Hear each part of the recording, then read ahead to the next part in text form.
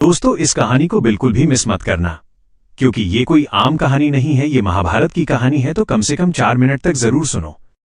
महाभारत हमें केवल ये नहीं सिखाती कि अंत में कौन जीता और कौन हारा। महाभारत ये सिखाती है कि जीत और हार से पहले इंसान क्या बनता है, क्योंकि असली युद्ध कुरुक्षेत्र में नहीं, मनुष्य के मन में लड़ा जाता है। द्यूत सभा में जब द्रौपदी का अपमान हो रहा था, तब केवल दुर्योधन ही दोषी नहीं था। भीष्म मौन थे, द्रोण मौन थे, धृतराष्ट्र मौन थे। और याद रखिए, गलत के समय मौन रहना भी एक कर्म होता है। भीष्म जानते थे जो हो रहा है वो अधर्म है, फिर भी वे चुप रहे। द्रोण जानते थे ये अन्याय है, फिर भी राजभक्ति में बंधे रहे। धृतराष्ट्र जानते थे उनका पुत्र गलत है, फिर भी पुत्र मोह ने उन्हें अंधा कर दिया। और बाद में इन सबको भी अपने अपने कर्मों का फल मिला। भीष्म पितामह महान थे, शक्तिशाली थे, अजेय थे, लेकिन उनकी सबसे बड़ी पीड़ा यही थी कि वे सही जानते हुए भी सही के पक्ष में खड़े नहीं हो पाए। कभी कभी प्रतिज्ञा भी अधर्म बन जाती है, और जब ऐसा होता है तो महानता भी दुख में बदल जाती है। द्रोणाचार्य ज्ञान का सागर थे, लेकिन उनकी कमजोरी थी आसक्ति, अपने पुत्र से अत्यधिक प्रेम, और यही आसक्ति उनके पतन का कारण बनी। क्योंकि महाभारत कहती है अत्यधिक लगाव भी एक बंधन होता है। कर्ण, दानवीर कर्ण, हृदय से महान, आत्मा से उदार, लेकिन उसने गलत पक्ष चुना, केवल इसलिए क्योंकि दुर्योधन ने उसे सम्मान दिया था। और यही सबसे बड़ी सीख है, जो आपको सम्मान दे, उसके हर कर्म का समर्थन करना धर्म नहीं होता। कर्ण जानता था द्रौपदी का अपमान गलत है, फिर भी वो मौन रहा। और मौन भी एक कर्म है, जिसका फल अंत में दर्द बनकर मिलता है। श्री कृष्ण ने कभी हथियार नहीं उठाया, फिर भी पूरा युद्ध उनके कर्मों से तय हुआ। उन्होंने अर्जुन से कहा, कर्म करो, फल की चिंता मत करो। धर्म के लिए कठोर निर्णय लेने पड़ते हैं, और कभी कभी वही निर्णय सबसे बड़ी करुणा बनते हैं। अर्जुन महान धनुर्धर, लेकिन युद्ध से पहले वो टूट गया। अपने ही संबंधियों को सामने देखकर उसका हाथ कांप गया। और यही मनुष्य होने की पहचान है। कमजोरी होना पाप नहीं, कमजोरी को स्वीकार न करना पाप है। कुरुक्षेत्र के 18 दिन सिर्फ युद्ध के दिन नहीं थे, वे कर्मों के हिसाब के दिन थे। हर दिन किसी न किसी पुराने कर्म का फल सामने आता रहा। जिसने अन्याय किया वो गिरा, जिसने अधर्म का साथ दिया वो टूटा, और जिसने दुख में भी धर्म नहीं छोड़ा वो अंत तक खड़ा रहा। दुर्योधन अहंकार का प्रतीक, उसका सबसे बड़ा शत्रु कोई और नहीं, वो स्वयं था। वो अंत तक यही मानता रहा कि वो सही है, और जो इंसान अंत तक खुद को ही सही माने वो कभी नहीं बचता। युद्ध समाप्त हुआ, पांडव जीत गए, लेकिन चारों ओर खुशी नहीं थी।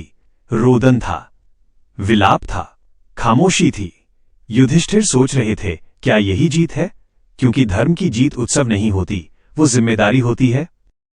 गांधारी अपने 100 पुत्रों को खो चुकी थी।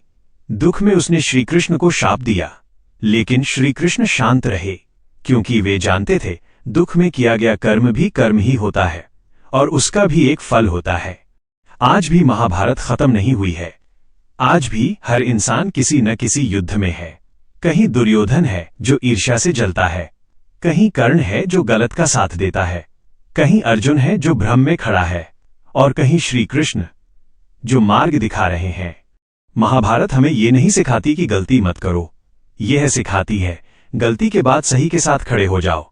क्योंकि कर्म सजा नहीं है, कर्म न्याय है। आज आप जो बो रहे हैं वही कल उगेगा। आपका आज का कर्म आपका भविष्य लिख रहा है। और याद रखिए, कर्म का फल अवश्य मिलता है, देर से, लेकिन न्याय के साथ। समय के साथ जब युद्ध की धूल बैठ जाती है, तब असली सच्चाई और भी साफ दिखाई देती है। क्योंकि युद्ध के बाद जो बचता है वो शोर नहीं, वो आत्मा की आवाज होती है।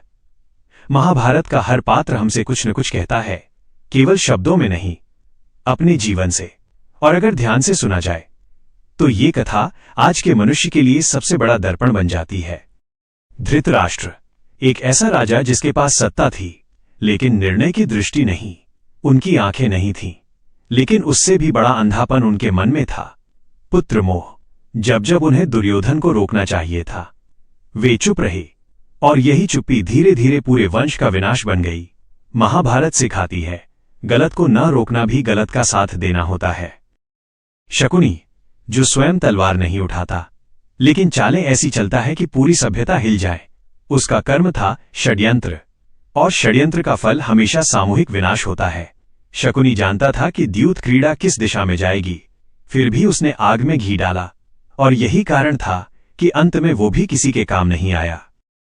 विदुर सत्य बोलने वाला, धर्म को पहचानने वाला, लेकिन सत्ता के सामने अकेला पड़ गया। उसका कर्म था सच कहना, और सच का फल अक्सर तुरंत नहीं मिलता। लेकिन इतिहास गवाह है, विदुर को भले ही उस समय सुना न गया हो, लेकिन आज उनकी बात ही सबसे ज्यादा याद की जाती है। वनवास के वर्षों में पांडवों ने सिर्फ अस्त्र नहीं कमाए, उन्होंने आत्मसंयम कमाया। जब कोई देख नहीं रहा था, तब भी उन्होंने धर्म नहीं छोड़ा, और यही वो समय था जब उनका चरित्र चुपचाप मजबूत होता गया, क्योंकि असली परीक्षा भीड़ में नहीं, एकांत में होती है। द्रौपदी केवल अपमान की प्रतीक नहीं थी, वो धैर्य की मिसाल थी।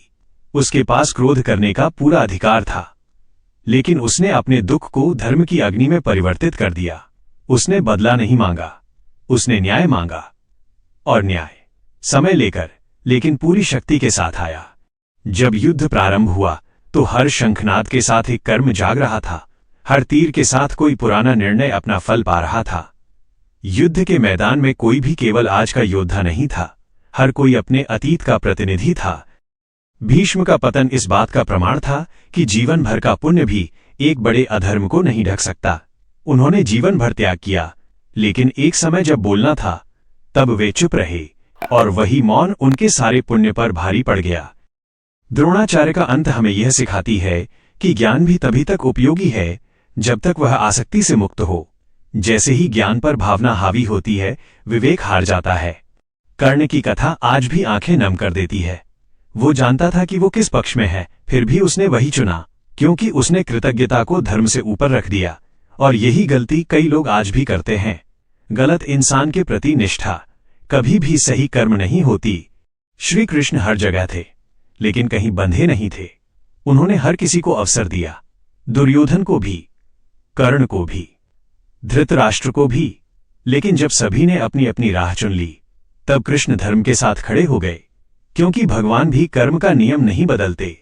अर्जुन का उठता हुआ धनुष और फिर गिरता हुआ धनुष, ये दृश्य हर इंसान के जीवन में आता है जब हमें सही और गलत के बीच चुनाव करना होता है, और वही क्षण हमारा भविष्य तय करता है। युद्ध के बाद जो सन्नाटा था वो सबसे भारी था। जीत के बाद भी आंखों में आंसू थे, क्योंकि धर्म की जीत कभी आसान नहीं होती। वो आत्मा से मूल्य वसूलती है। युधिष्ठिर राजा बने, लेकिन उनके चेहरे पर घमंड नहीं था। उनके मन में केवल यही प्रश्न था, क्या मैं इस जीत के योग्य हूं? और यही प्रश्न एक शासक को महान बनाता है।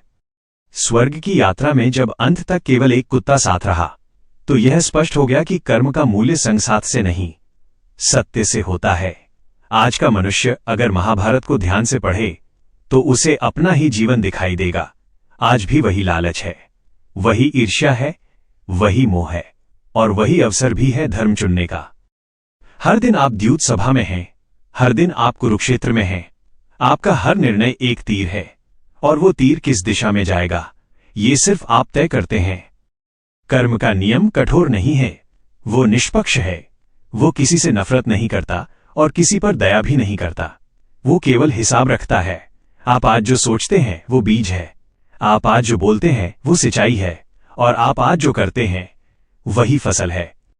इसलिए महाभारत का संदेश बहुत सरल है। धर्म कठिन है लेकिन सुरक्षित है, अधर्म आसान है लेकिन विनाशकारी है। अंत में बस इतना याद रखिए, आपके जीवन की हर कहानी आपके कर्म लिख रहे हैं, और जब अंतिम अध्याय आएगा तो कोई और नहीं, केवल कर्म ही बोलेगा। क्योंकि कर्म का फल अटल है, अपरिहार्य है और न्यायपूर्ण है।